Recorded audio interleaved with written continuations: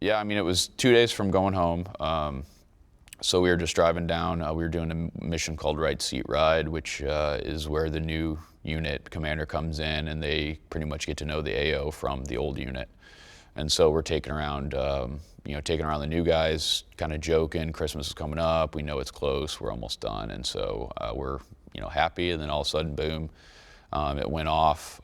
We all kind of knocked unconscious. I remember waking up and the vehicle's still moving, and I don't feel anything. I don't really know what's going on, but I see flashes all over the interior. The glass is all completely broke, and it's full of smoke and ash and stuff. So obviously, I know we got hit. I hear my gunner screaming. Look back, he's missing his legs, and then the guy behind me is yelling. He asked me to open the door because his arms were all messed up, and I kind of turned and opened the door for him. And then that's the point where my own injury kind of I guess I had moved my leg out of place or something, felt it, and I looked down and see a bunch of metal and rubber and stuff hanging out of my thigh. And then that's when it's the pain all caught up. And from that point, it was just kind of, yelling, lots of yelling and fuck, fuck, fuck. And then I looked over my commander and I knew he was dead. He was in real bad shape. And then we got lifted off. A helicopter came down. We had taken a couple pop shots from some guys that were waiting for us to get hit. Kind of fought them off, and then a helicopter came and took us off. And then, what was the process then from there for you in terms of your treatment, but also your evacuation and so forth? How did that unfold? Yeah, so the chopper ride to Baghdad Support Hospital, which was maybe 5 minutes away, we were actually headed there to show them it. So we were right there, went right into surgery. They took the shrapnel out, cleaned out my leg, kind of started the whole process. Once I was stable there, they sent me up to Balad, Iraq, which is the main hospital that was in Iraq at the time. Stabilized there for about 2 or 3 days. It was just nonstop surgeries, in and out of surgeries for 2-3 days. And then from there to Germany, Landstuhl. Again, they stabilize you to get prepared for the 9-hour flight, 10-hour flight. And then after a couple days there, you go from there to DC, and then finally that's where you stay for the rest of the rehabilitation. And what are you hearing as you go along through this process about your injury? Nothing. No, I know nothing. Yeah. At the same point, you're so full of drugs. Half of your existence at that point is delusional. You don't really know what's going on. And then, of course, for the first 4 or 5 days, I remember little bits and pieces of just begging for water. And other than that, I was in and out of surgery, and that's it. And so a lot of those memories aren't even there. So they didn't really tell me anything. I didn't know a whole lot until I got to Walter Reed in DC. Did they hand you a phone at some point to talk to your family or anything like that? In Balad they did, yeah. That was, I guess, 3 days after. But even that, I was so, messed up on drugs and stuff. And it was the middle of the night. I remember the phone call, but I got my dad's machine and was like, yeah, I got blown up. I'm good. My buddy died, but I'll see you soon. And I hung up, and that was it. And right. So I didn't really know what was going on. Yeah. When did it start? When do you remember it starting to sink in, or whatever it was starting to sink in? Yeah, there was no sinking in. It didn't sink. I was inpatient for 3 months.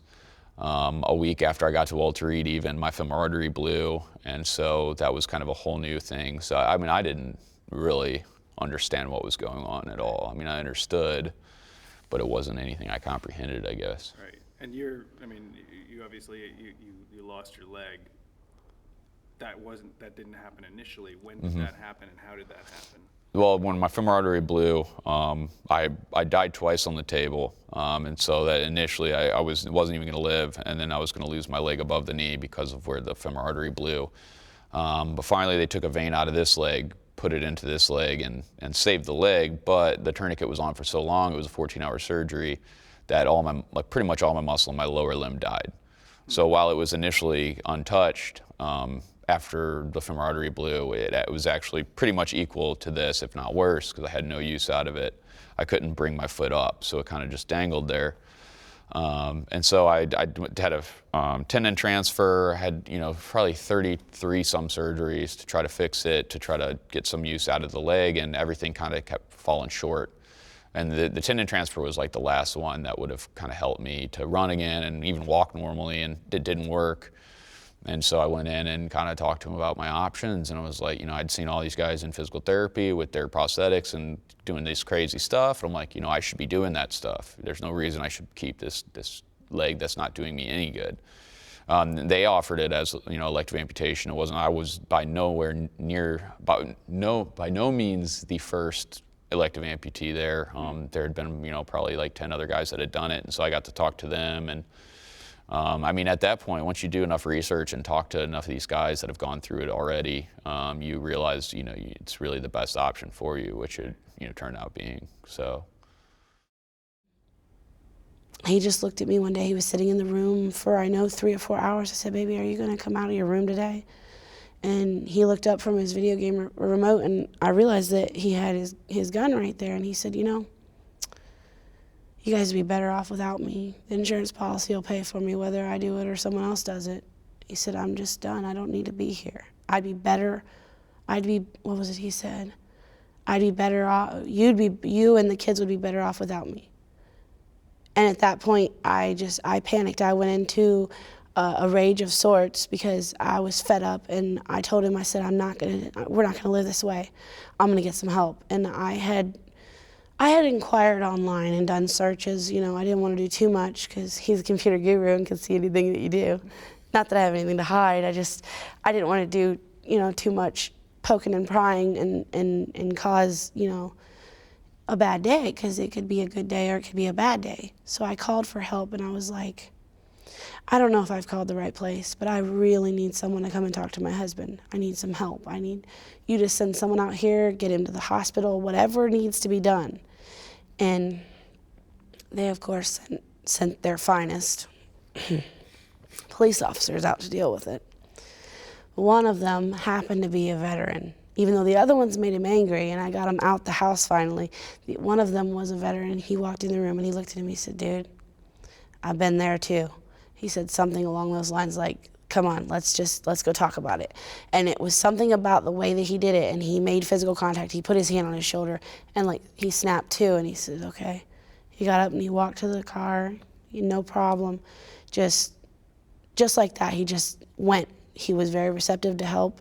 He wanted help, obviously, but he couldn't figure out how to get it, because no matter which way you turn, it was a dead end. It's like being a maze that has no piece of cheese at the end. There's just nothing there.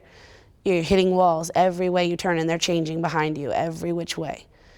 And that's how it felt. It felt like we were just trapped, like we couldn't get help. So it took something extreme to actually get anyone's attention, which it shouldn't get that far. For anyone. Anyone should be able to just say, hey, I'm feeling kind of worthless. I need someone to talk to. But you can't. As a person, your pride won't let you, especially as a man, and the way society looks at that kind of thing. You don't want to be shunned, so to speak. So you don't want to be looked down upon, so you don't get help, and it just builds up, and eventually, like a volcano, it bursts.